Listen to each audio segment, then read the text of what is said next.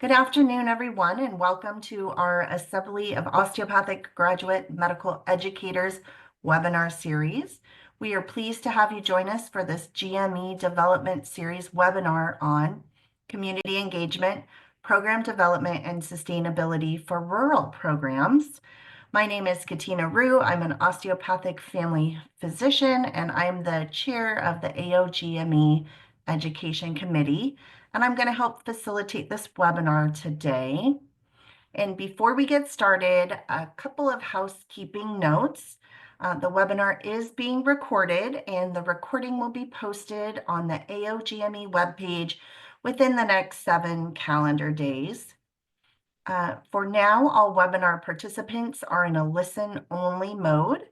If you have any technical difficulties during the webinar, please use the chat feature and we will assist you. And if you have any questions, please use the Q&A feature at any time. We should hopefully have some time for these questions to be answered at the end of the webinar. I'm excited to announce that the osteopathic physicians can earn up to 1 hour of AOA Category 1A CME for attending the webinar live. You must complete the post-webinar evaluation survey and email aogme@acom.org to be emailed the CME attestation form. And now I will briefly introduce our presenter. Dr. Randall Longenecker is a family physician with decades of experience in rural healthcare and education.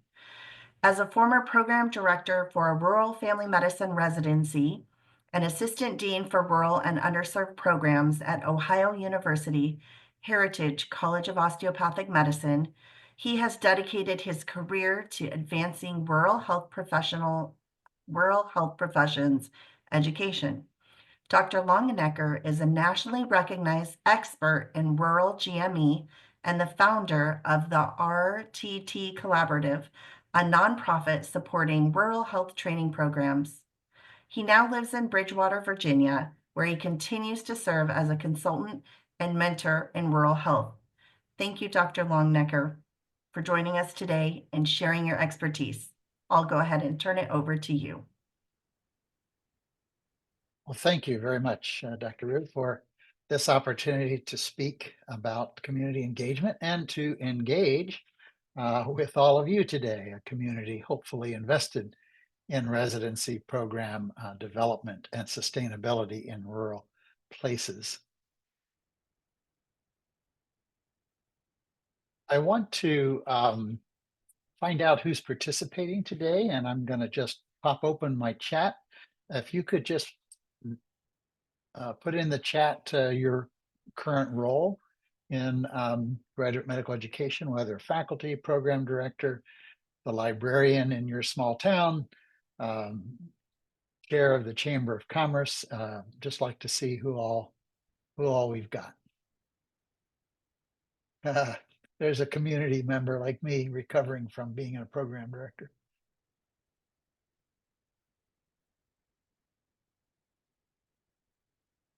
Excellent. Excellent. It's good to see a good number of DIOs. I also want you to put into the chat what comes to mind, a word or a phrase when you hear engaging community, engaging the community. What comes to mind?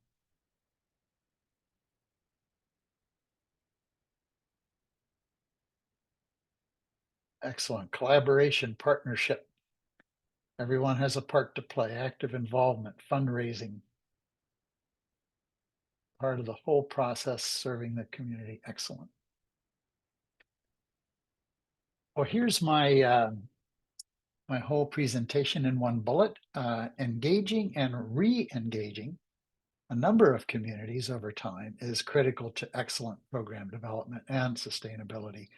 And it is easy to skip over or neglect. So that's why we're spending this time today focused on this particular element of residency education.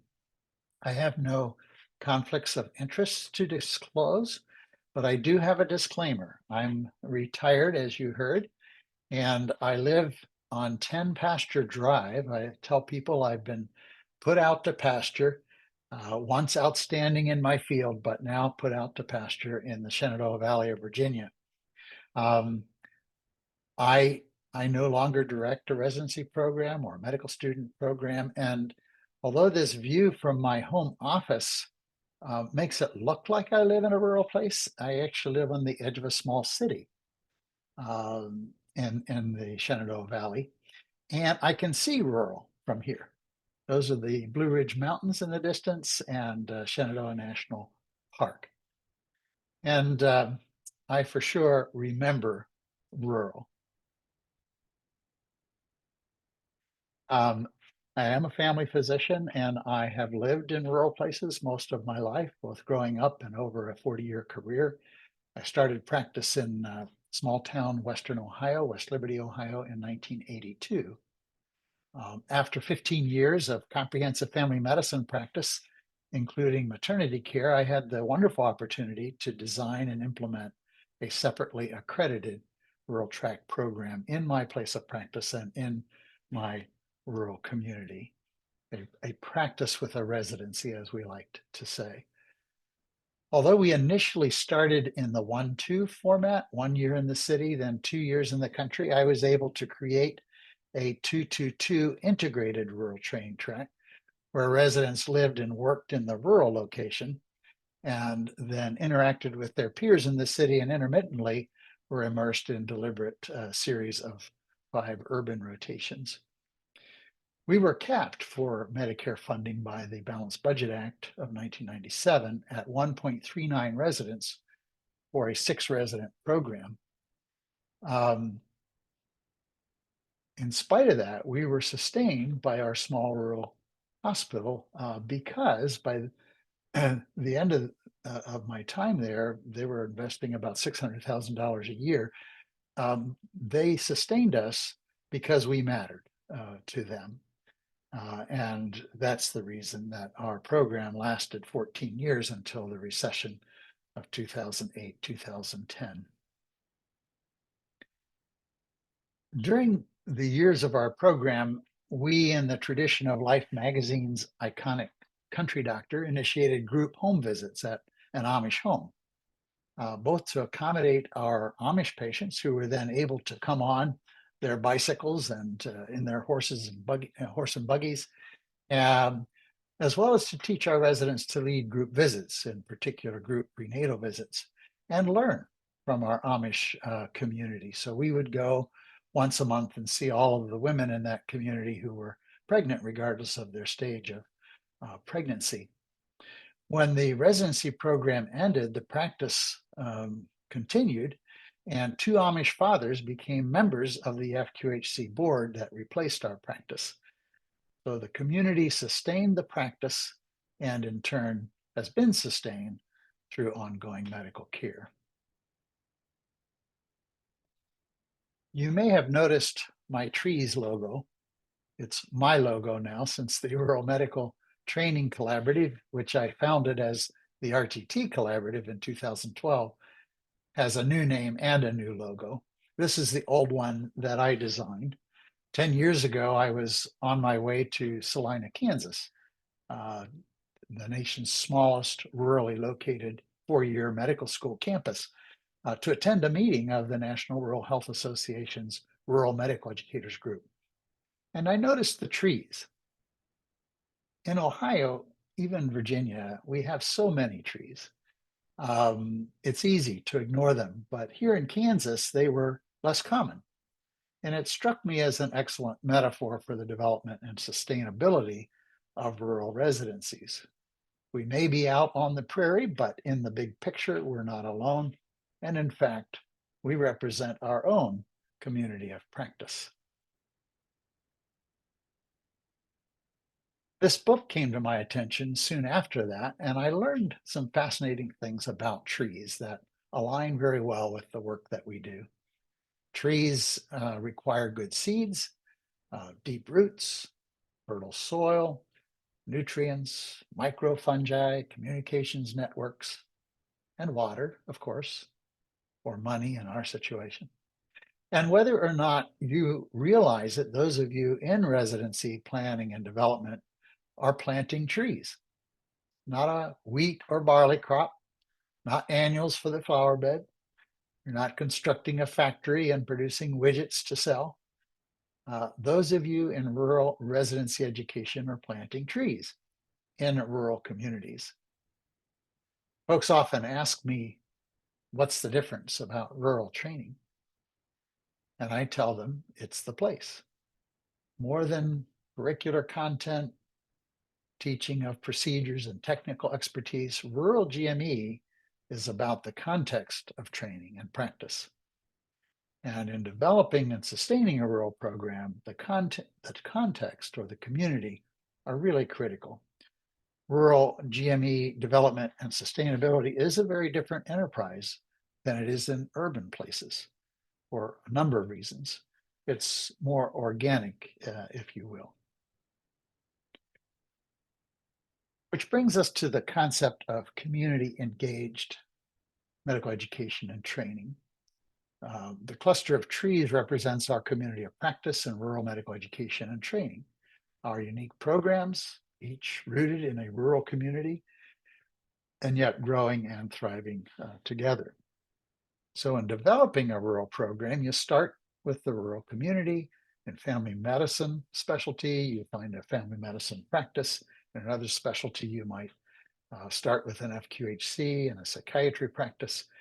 And then you work with regional academic partners, health systems, participating hospitals to construct the very best program that you can construct for that particular rural place.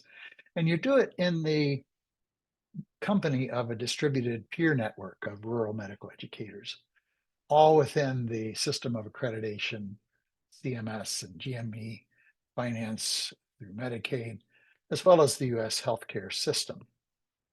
The best rural residencies are rooted in a rural community, not in an academic center, not a health system with corporate headquarters in the city, but in a rural community. Truly community engaged residency planning and development begins with the rural community and it grows from there. Just like the approach that Frank Lloyd Wright brought to architecture a century ago, I've adopted an organic approach to medical school and residency program development, including new programs and new sponsoring institutions. Residency design, of course, is different than building a house, but the principles are the same. Good design adapted to a particular rural place is the key to building an excellent program and sustaining it. Starts with a rural place and the assets of that place, uses various approaches, designs, modifies them rather than imposing them upon the local context, and then follows a developmental process that is community engaged. And we're going to talk about that. There's a link in this slide to trees. I'll talk about trees later as a tool in accomplishing this. Now, those of you who know me know that I love to start with definitions. And this is the latest definition I've encountered around community engagement. It's a process that builds sustainable relationships through trust and collaboration, strengthening community well-being. The process should be enduring, equitable, and culturally sensitive to all participants, with a shared goal of addressing the concerns of the communities, and I might say communities, because I think there are several communities, not just the geographic community you might be working with. Sustainable relationships require a commitment, and it's commitment to sharing power, sharing decision-making, and then collaboratively problem solving around any consequences of those decisions. Sharing resources, whether it's money or people, and learning from each other in humility, taking collaborative action, that is acting on real and relevant community assets and needs in an inclusive and community-centric way. In this book, there's an example given of 4 institutions who address some of the difficulties encountered in community engagement. And here they are. We'll come back to these later. But insufficient partnership equity. Many of the rural track programs, for example, are developed between a very large academic health system and a small community hospital, which may or may not be operating under the same corporate structure. And so there's a power differential that's hard to bridge unless there's a specific effort to do so. Subpar communication strategies. I tell people, just like we have too much information these days, we have too much communication, and too much communication is no communication at all. Unclear policies and procedures. Big places are known for that, and the joint venture that characterizes a rural track program often stumbles into this difficulty. And then, of course, overwhelming financial processes, the money again. Roger Strasser is a friend of mine and applied these principles to medical education and training in founding the Northern Ontario School of Medicine. He took education and training from community focused, that is about the community, to community based, which is in the community, to community engaged, which is with the community. And here are the first 3 steps we developed for the RTT Collaborative in what really is an iterative cycle, but I'm going to spend most of my time on these first 3 steps. So how do you do this? It's a lofty concept. If you ask most people, they all say they agree with it, and then it doesn't happen. So why not? How do you actually get this accomplished?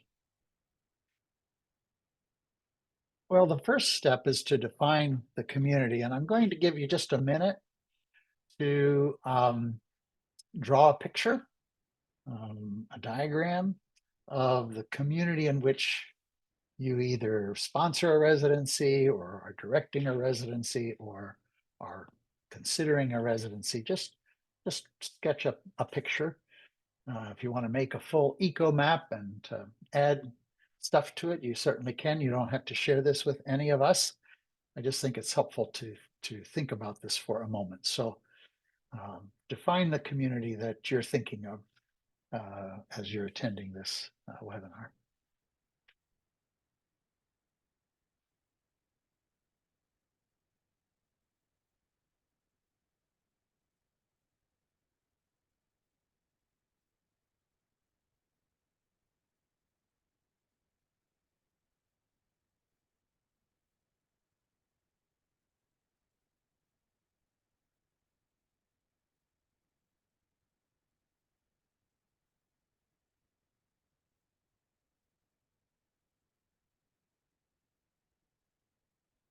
You can keep doodling as we go, but I wanted you to at least start thinking about it before I launch into what I would include in such a picture.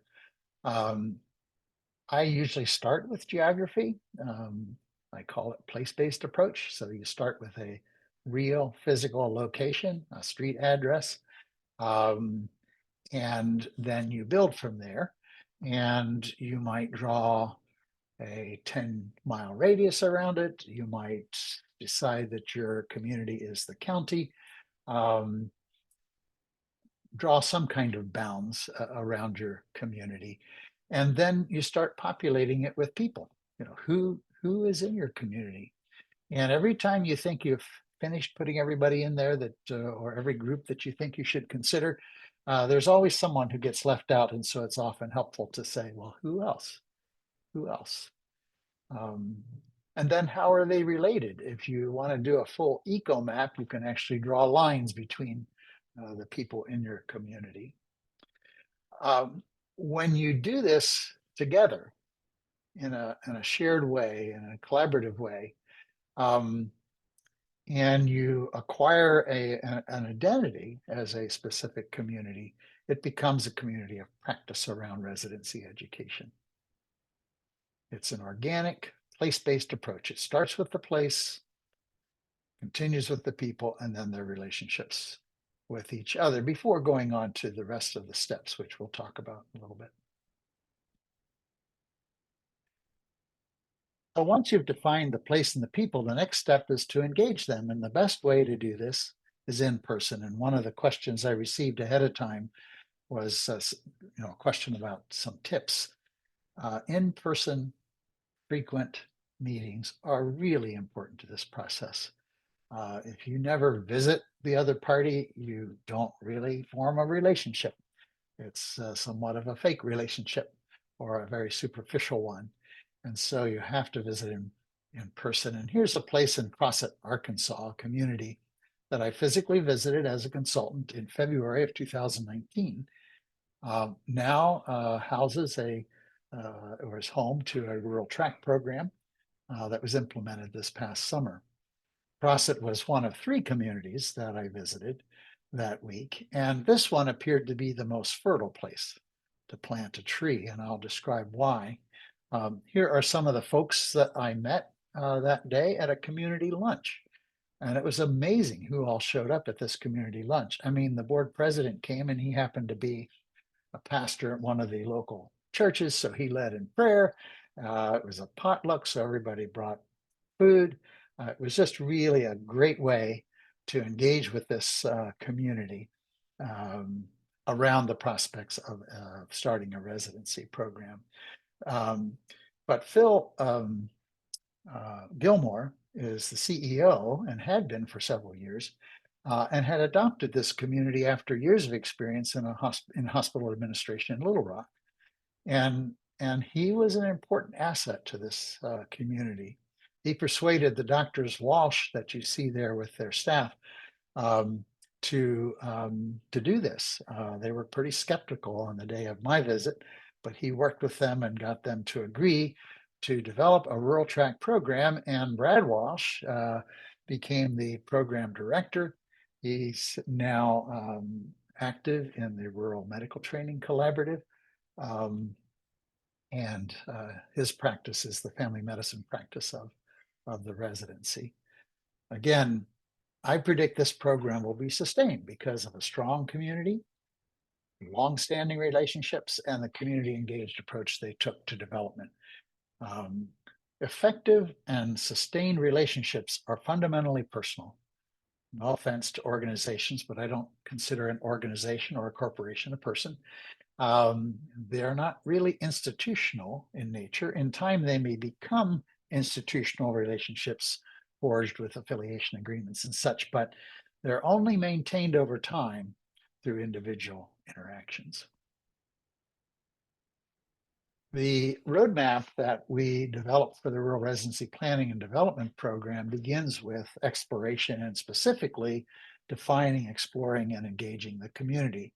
So you start with finding a few passionate and visionary individuals, and you grow your team, inviting people to join. The more diverse, the better. As a consultant, I often try to ask in a meeting of stakeholders, well, who isn't here? Because invariably important people get left out. I loved visiting a rural community in Pennsylvania last spring.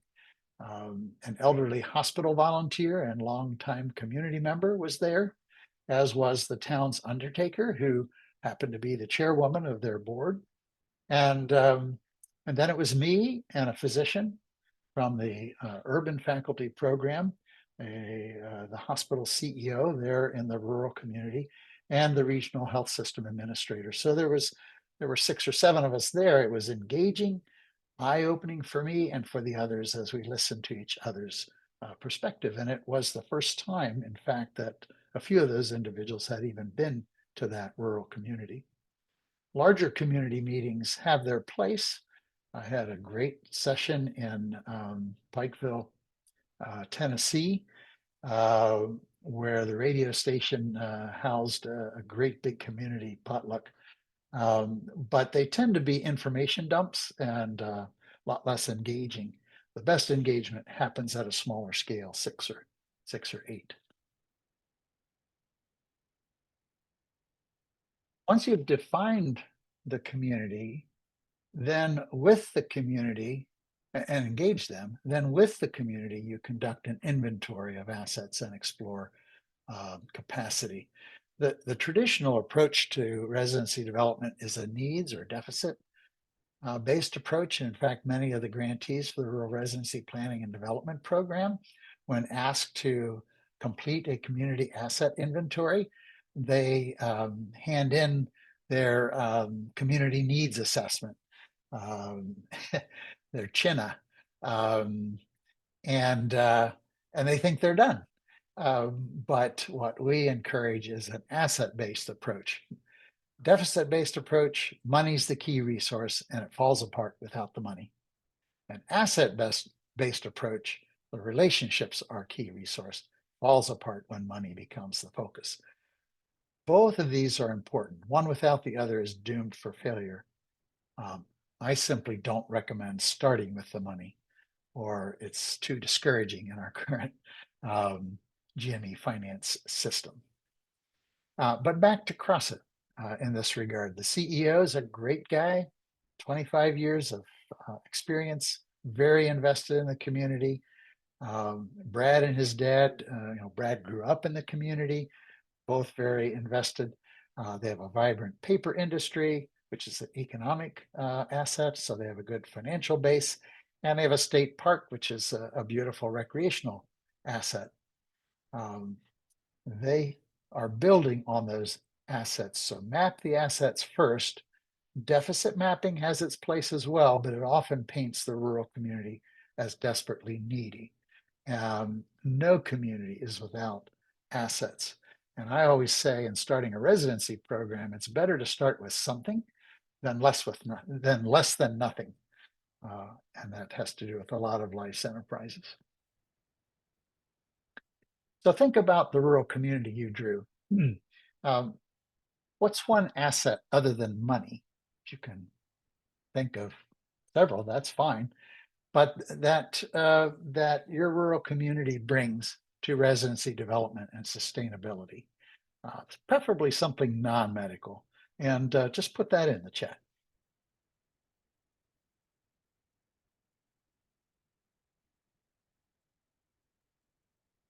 See if we get any popcorn on this one. Ease of access, excellent. Diverse professions. Yeah, I tell people that rural residencies are teaching health neighborhoods because out of necessity, you're teaching nurse practitioners, pharmacists, dentists. And if you already have some of that going on in your community, that's a real asset upon which to build a medical residency. And definitely the residency can be an economic boost to the community, but some communities have incredible resources. I visited a program I'll talk about just a minute that has a foundation in their community that has done marvelous things for the community in development.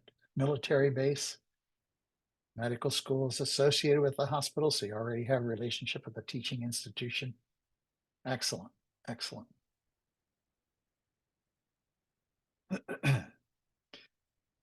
So the question is, who are the people in your community who might be missing in action now, but would be assets to your program? What are the assets you may have already assembled, for example, with your communications team in a portfolio for recruiting prospective residents and faculty? Here's the link to Trees.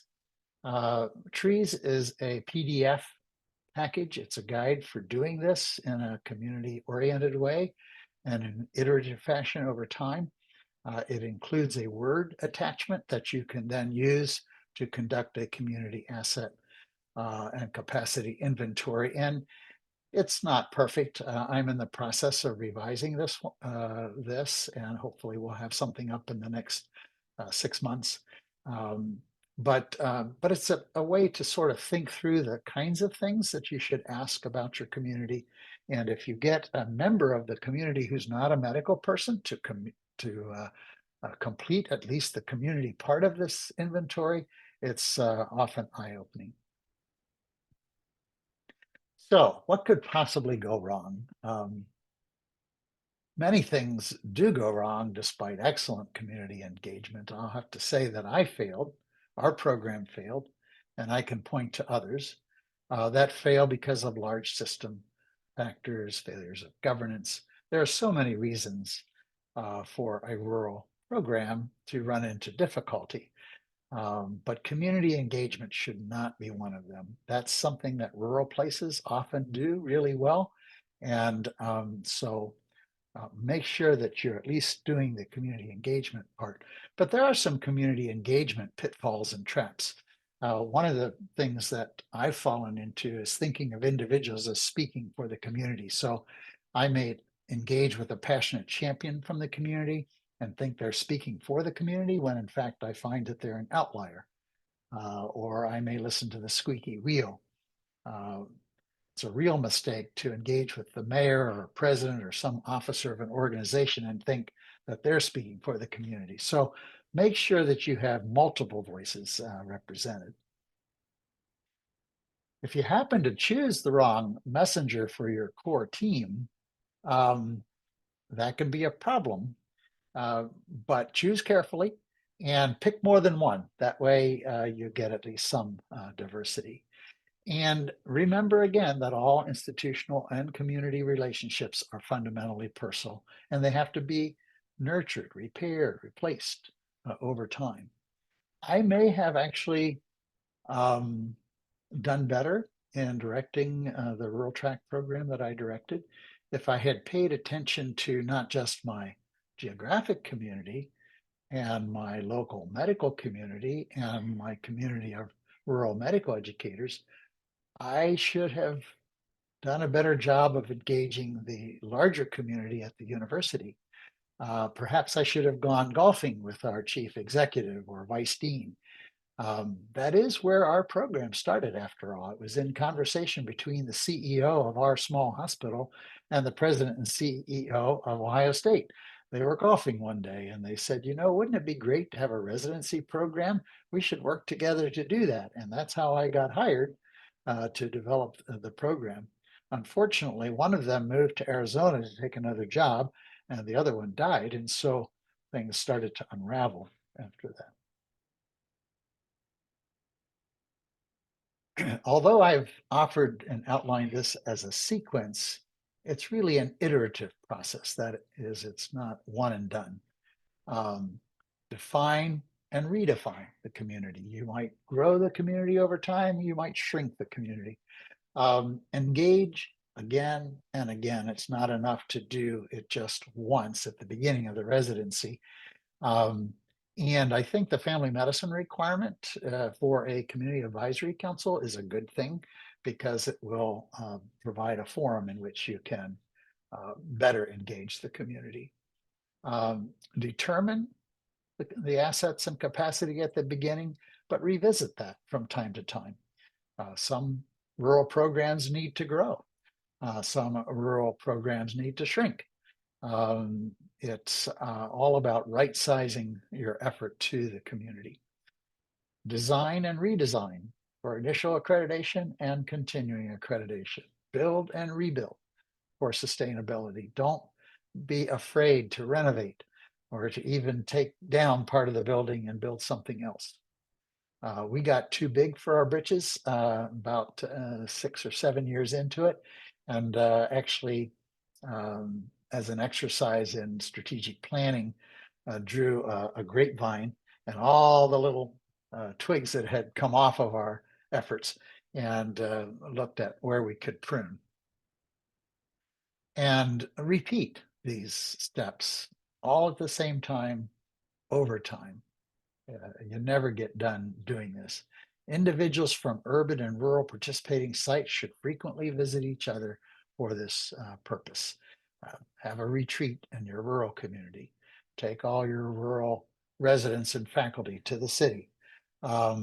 Or together go to some other place. We took our whole residency program to Washington, D.C. To do a presentation, a scholarly presentation. It was a great road trip. And being a small program, you could do things like that. We just had to leave one faculty member behind to mind the store. Don't do this alone. Engage with a larger community of practice that that is rural medical education and training through the osteopathic community like this, through the rural community, the Rural Medical Education Group at the National Rural Health Association, the Rural Medical Training Collaborative, the rural groups within specialty um, organizations. Don't do this alone. And that was the emphasis of the RGT collaborative. And that is, we're growing our own, but we're doing it together. Here's a link to the Rural Residency Planning and Development Toolbox, including a section on community engagement.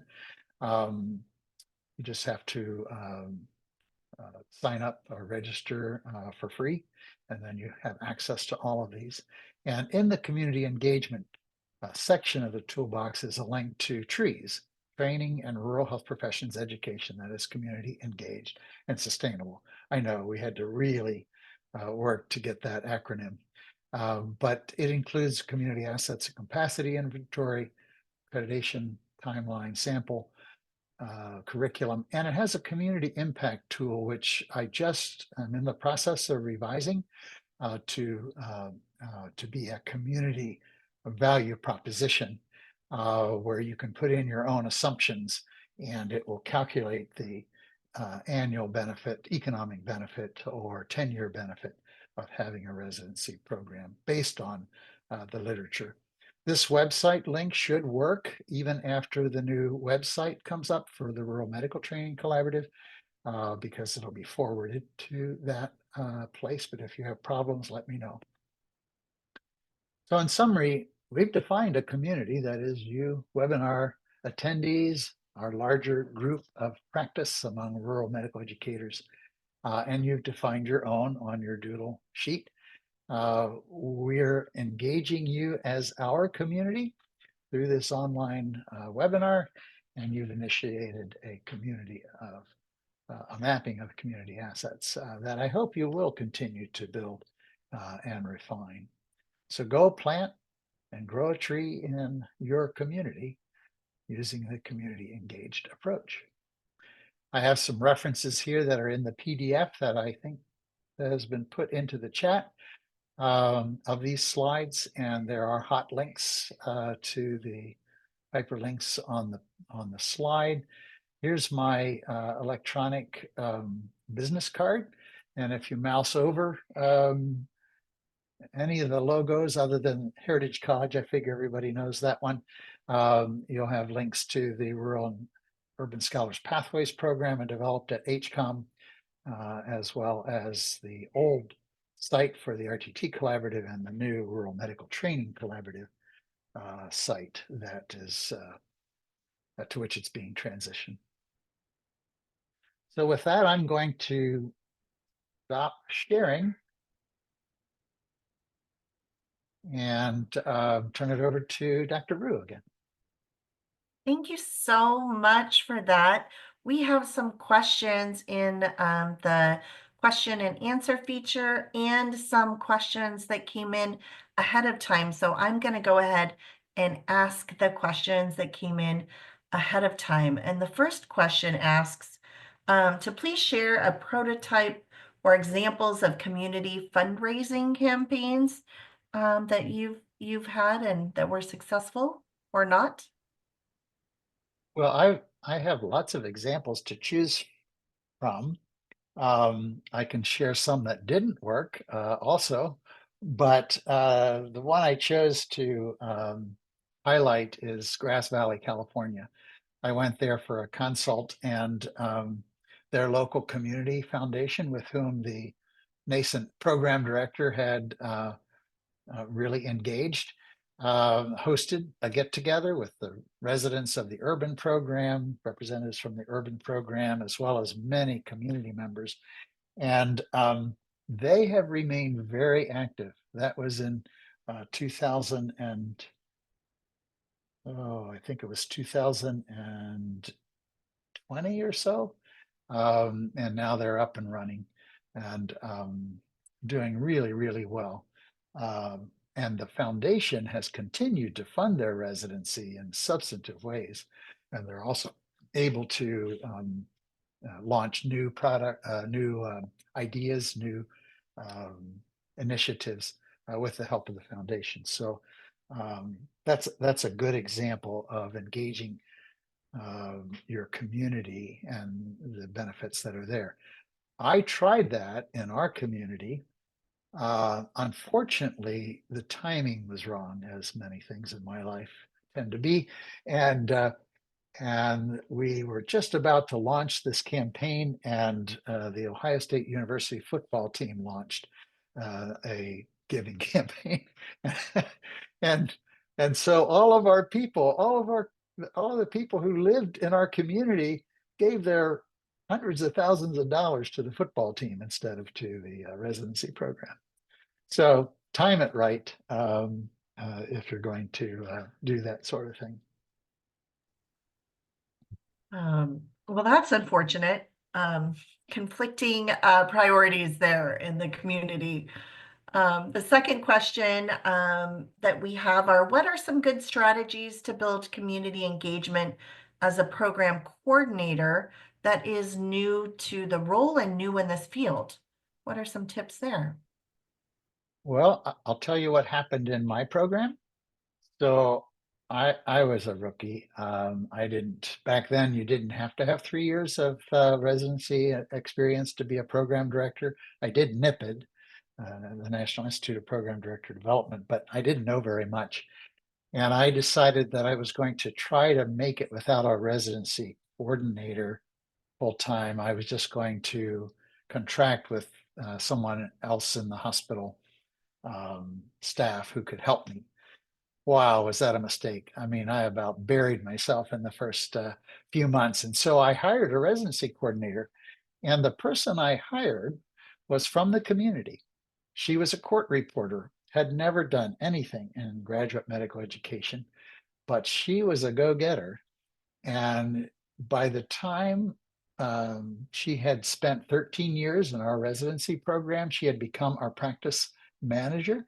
She had become she had gotten her college degree in business.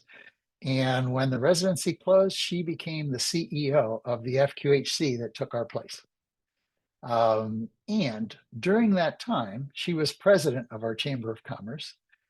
She also was chair of the local Republican Party and had a way of connecting us to our um, representatives both in the state and at the federal level. She and I started going to the Policy Institute regularly, and Jim Jordan was our representative, head of the Tea Party, and he he sat in my office and expressed his full support for federally qualified health centers. Now, it didn't end up saving our program, but it's that kind of thing that a residency coordinator can bring to this process. So kudos to all the residency coordinators out there who have a very different job description than residency coordinators in large urban programs. They're much more generalist, just like the doctors in rural places, and they wear many hats and do a great job of that. Thank you. It sounds like an amazing coordinator there. Um, and moving on to the next question, what are some examples of strategies that are successful in achieving sustainability in the rural programs? Well, I've outlined some general strategies. I don't know if this person was more interested in tactics, if you will. Um, I, there's no fountain of youth, um, but what I found was instead of going large, I went small. So the tendency is to look at the money first and to go to the deep pockets, to go to the health system that may or may not be anchored even in your state, and to start there. Um, and then ask for their assistance in engaging the community. But the community many rural communities have become skeptical of urban places. They've become skeptical of medical schools. And so my advice is don't start there. Start really small. Start with a person and then invite another person and build from there. I think the in-person building takes a long time. It's like community-based participatory research is an outstanding way to do research, but it takes years. It takes a long time to do a CBPR project, and it's the same thing with developing a residency program. I visited a program in Pennsylvania about 12 years ago, and it wasn't until about 3 years ago or so that they actually launched a residency. And they did so without my help at that point. I apparently had set the seed or planted the seed, and others came along and watered it and allowed it to grow. It always helps, by the way, to have an outside expert. So um, we tried to answer the question in our RPD and Rural Residency Planning Development program, when's the best time to get a consult? And so the answer was before you need one. It's sort of like going to a nursing home, do it before you have to. Um, and so consult early and often, and there are many ways to consult now. You don't have to pay $100,000 for some big firm to come in and do a consult. You can actually pay an hourly rate to the RMTC, the Rural Medical Training Collaborative, and just get a few hour-long sessions with your team, get some basic answers, and then become a part of the collaborative and get most of your advice from your peers, who sometimes are more expert than those of us who have spent too long a time just consulting. Excellent advice. Thank you. I'm going to move, since we've got a little bit more time, to the Q&A questions. The first one says, Randy, thank you for your ongoing leadership and service to rural communities and GME in those communities.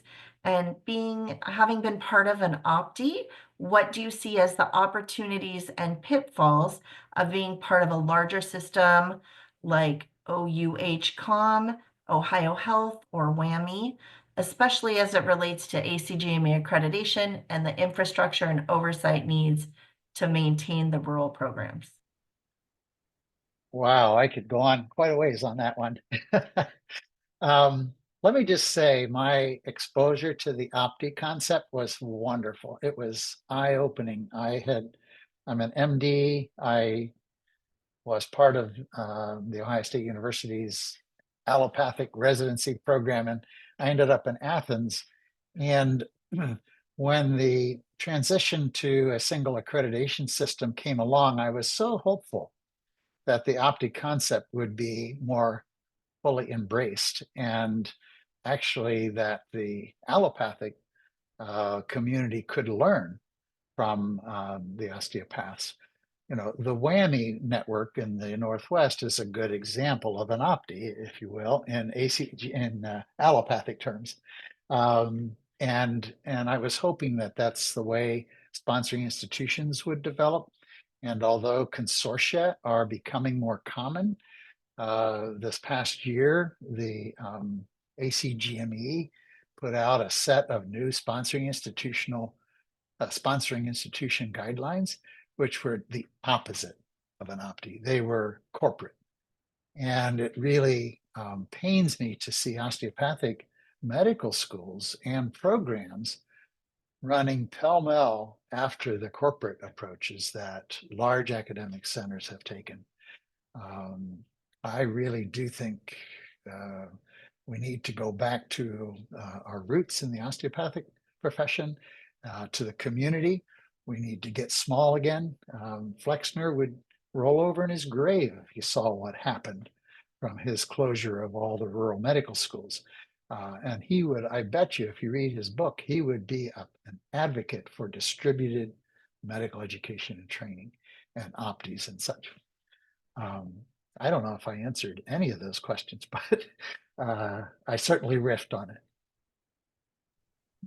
Thank you. Thanks. I'm going to move on to the next question. There seems to be significant loss of rural hospitals and clinics due to lack of financial and human resources. What do you see for the future of rural health in light of many of those folks who were instrumental in electing our current president and those folks living in rural communities? That kind of contrast there. Yeah, rural will never be in the majority again. It was 100 years ago, but it isn't now and not likely to ever be in the majority. Um, and so I expect it to continue to be a challenge. Right now, rural is really sexy. I mean, RJK in his hearing before the Senate Finance said there were two things that he was hearing as most important to future to future health care. And one of them was rural health, rural hospitals and rural communities. And so who knows? Um, I personally fear that in eagerness to downsize government and make it more efficient and whatever, that rural will be collateral damage, as it always is. And just like the coal industry was an extractive industry, we have to be really careful in the medical education world that we don't do the same thing. I'm really pleased that rural track programs now are considered rural track programs, and a lot of the language around the core program being the urban place has gone away. The core is is the rural place. That's where the residents spend the majority of their time. So that is the core to the program, and we have to really be careful about how we think of these things. That rural isn't an empty space out there, and we in the ivory tower are going to go out and help those poor folks. It's rather, let's partner with them. They have a lot of assets. They're doing amazing things with the limited resources they have. Let's figure out how we can do this together and benefit both of us. So I think medical education potentially can lead, um, but not if they follow the corporate strategy. Thanks for answering that question. And we have one final kind of clarifying question. When you say rural, do you mean those areas that are officially designated rural? Or can it be what the program feels it is? Well, I am very interested in rural identity. There's a rural identity index now that I came across last month. And we now know from research that if you think you grew up in a rural place, you're just as likely to go into rural practice as somebody who really grew up in a rural place by a federal definition. So I won't go further into that. I think that it's important that we follow definitions. And when I say rural program, the RMT collaborative has as its definition any place that meets two federal definitions of rural. Because if you just meet one, rural health clinics, for example, that was established in the 1970s. There are rural health clinic designated areas that have been grandfathered in that are now in the middle of Denver. So it's two rural definitions. If you meet two, then most places will meet three or four of the commonly used definitions. The one definition that CMS uses to fund residency programs is the Metropolitan Statistical Area, the Office of Management and Budget definition. And that's a really important thing to know, because I just discovered a rural track program that was endorsed by ACGME, was just accredited this last month, and is hoping to get started with residents this summer. And guess what? They are no longer rural by any federal definition, including the OMB. So they will not get funding as a rural track program. I sent a message to their program director, but I haven't heard back. So you have to pay attention to definitions and not just call yourself rural. There's a typology of rural programs that we just published in Academic Medicine as the last page. It's available online, early access online. But if you look up rural typology Longenecker on Google, you'll find it. I can make sure that the link to that is sent to you folks at AOGME. Well, thank And you. I encourage you, if you're going to have a rural program, start keeping track of the place that the residents train, not just the organization that you have to do a PLA with. The FQHC might be in the city, but the actual place the residents are training might be out in a rural place. So keep track of exactly where your residents are training. The more time in rural, the better. Thank you so much, Dr. Longenecker, for this great presentation, all your expertise and your years of dedication to rural GME development. It was a pleasure to have you here today. Thanks everybody for joining us. And if you have any questions, please contact us directly at aogme@acom.org. And this concludes our webinar. Thank you again, everyone, for being here this afternoon. Have a great evening. Thank you.